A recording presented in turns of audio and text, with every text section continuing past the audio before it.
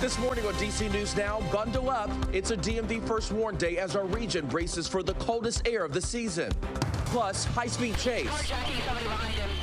A suspect is under arrest after a wild ride through Northern Virginia. Commanders changes, the big shakeup just before the NFL trade deadline. It is Wellness Wednesday, what you can do right now to manage anxiety as we head into the busy holiday season. And the best TV show of all time. The winner is out, but do you agree? You're watching the station covering all of the DMV. This is DC News Now. All right, coming up on 6 o'clock on this Wednesday morning, taking a live look where you can see the Capitol. It's a DMV First Warn Day, which means it's pretty cold on this November the 1st. Good morning to you. Thanks for joining us. I'm Corey James. And good morning. I'm Tosa Fakile in for Tanaya Wright. Lex is here. She's tracking your commute because Shanika is enjoying some warmth. She left us.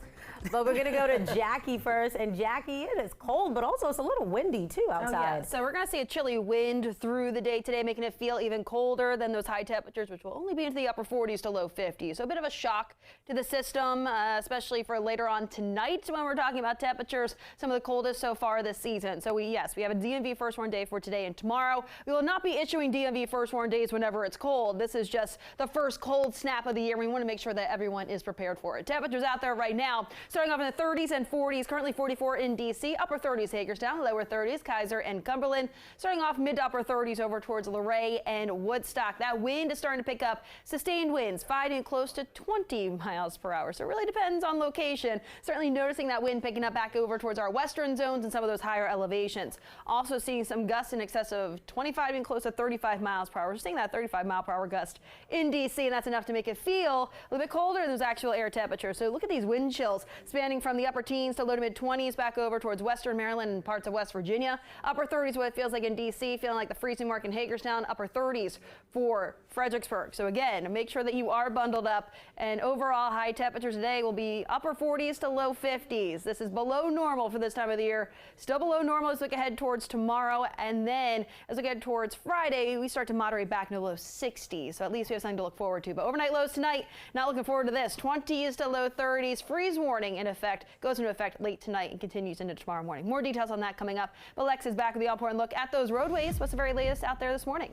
We are seeing some accidents pop up across the region. As you can see right here, we've got 3, and also some congestion already starting to build. This is pretty early. Normally takes a little while longer before that congestion starts to build. Taking a look at that, though, as you are heading into the district here, you are seeing that on the Anacostia Freeway there on 295 heading into the city, as well as if you're heading southbound, you can see that right there. Lots of congestion in the area, but it is probably only causing between 5 and 10 minutes extra to your commute. Still something to look out for. Now, as we head over to some of these accidents right here, this is on Indian Head Highway, starting to cause some slight congestion as you are headed northbound towards the district. However, it's not going to be too much on your commute as of right now, and hopefully they'll have that cleaned up soon. Over here on Michigan Avenue Northeast, we are seeing an accident there. It's not causing any issues. We've got that moved off to the way, and they will have that cleaned up soon. And also over here in DuPont, now you do see some issues as people are coming off of Rock Creek headed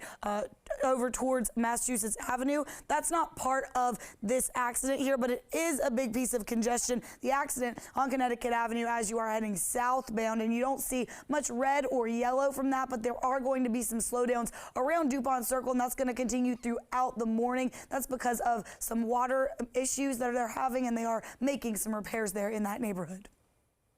All right, Lex, thank you for that update. At 6:03, police are investigating what they're calling a parental kidnapping. They're looking for the 1- and 2-year-olds on your screen right now, both last seen on the 200 block of I Street in Southeast last Wednesday. Investigators say the 2 may have been taken by a family member, 26-year-old Mecca Brown. If you have any information, you're asked to call DC Police.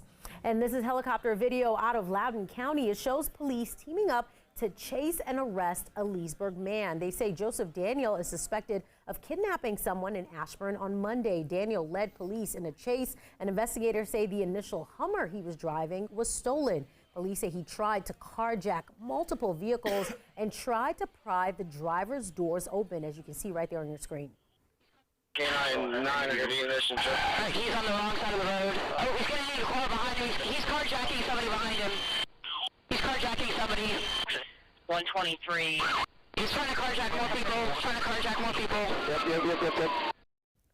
The carjacking attempts were unsuccessful. The chase ended in Tysons, where he was taken into custody. Daniel, who had open warrants out of Loudoun County, faces a number of charges, including carjacking and reckless driving. The initial abduction call, that's still under investigation. This morning, a 12-year-old is in custody and charged with attempted carjacking involving an off-duty federal officer in D.C. This happened Saturday on D Street. In Southeast, officials say the 12-year-old and a 13-year-old approached the officer and told him to get out of the car. The officer told police the teen, identified as Bernard Tony Jr., appeared to be armed. He says that is when he shot him and killed him. The name of the 12-year-old has not been released. And happening today, D.C. leaders are announcing a new initiative to track stolen vehicles. It is called the Tracking Tag Distribution Program and will provide free digital tracking tags. It's only available to drivers in D.C. in certain areas. The announcement is expected to take place at 11 o'clock this morning. And the Mayor's Office of Nightlife and Culture is giving free dash cams to rideshare and delivery drivers in D.C. The program is partially funded by a $500,000 DoorDash investment. Cameras will be given out next Tuesday and the following Tuesday at RFK Stadium. That is November 7th and the 14th. Officials say rideshare drivers do not need to make an appointment to get them. And over in Prince George's County, the council there working to deter crime by passing a new legislation. It would require surveillance cameras at apartment complexes and senior living facilities. The new bill requires the facilities to have working cameras, but some are concerned about its cost and effectiveness. Council members say they're willing to offer a rebate up to $5,000 to help pay for those cameras. Aside from raising rent, which is not something that we would want to do to cover this. But then we also have to defer, other capital dollars that we had earmarked for other projects. But we also have rent stabilization to make sure that rent does not shoot up. The council is planning to work with the Department of Permitting, Inspections, and Enforcement to ensure they are enforcing the new law. And back here in the district, the Bowser administration is implementing an updated policy on sexual harassment. And the updates to the 6-year-old policy come after the city's investigation into former deputy mayor and chief of staff John Falchicchio found he sexually harassed multiple women. Among the changes, it bans sexual or intimate relationships between a supervisor and employee. Now, all employees must also complete sexual harassment training each year instead of every other year. And harassment claims involving top administration officials will now have to go to the district inspector general. We had employees that came forward, made complaints. They were credible, they were investigated. What we've also learned in these intervening months is that it could be strengthened and made clearer. Meantime, according to Axios, the independent investigation into Falchicchio has been delayed. Time right now is 6:07.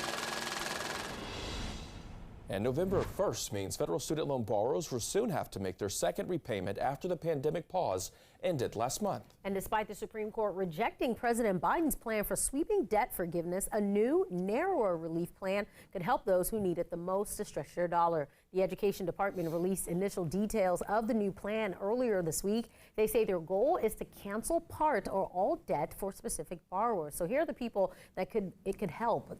People with balances more than what they originally owed, people with loans they started paying 25 years ago, people who used loans for career training programs leading to unreasonable debt or low earnings, and those who were eligible for other loan forgiveness programs but didn't apply. The full details are expected in the upcoming months. In the meantime, borrowers can consider refinancing or consolidating loans, getting a new repayment plan, or applying for an existing relief plan. For more information, just visit the website on your screen. It's studentaid.gov.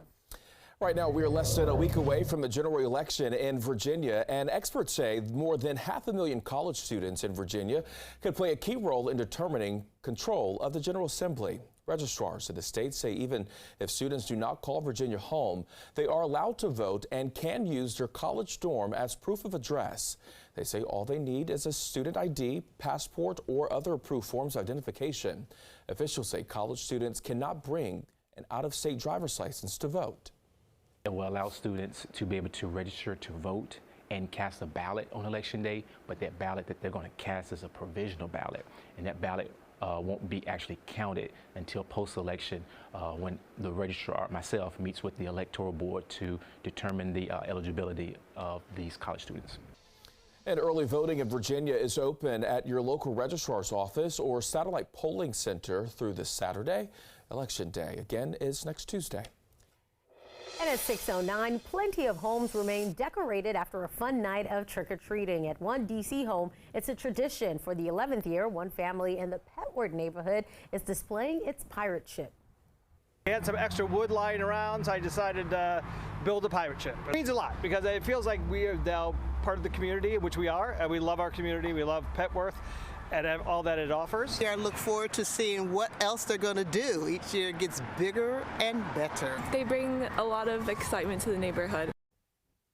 They say their decorations will come down today to be replaced with Thanksgiving decorations. All right, it is 6:10, and Corey, it's already November. Yeah, it's hard to believe, right? I know, right? And as the holidays approach, you may start to feel some stress or anxiety. Yeah, ahead this morning, we're going to talk about how to manage that anxiety and that stress, too. Plus, also a striking scene at a Senate hearing yesterday. The latest from Capitol Hill as lawmakers weigh sending more aid to Israel. But first, a live look outside. Our photographer, Tim Corley, is looking on the Potomac River and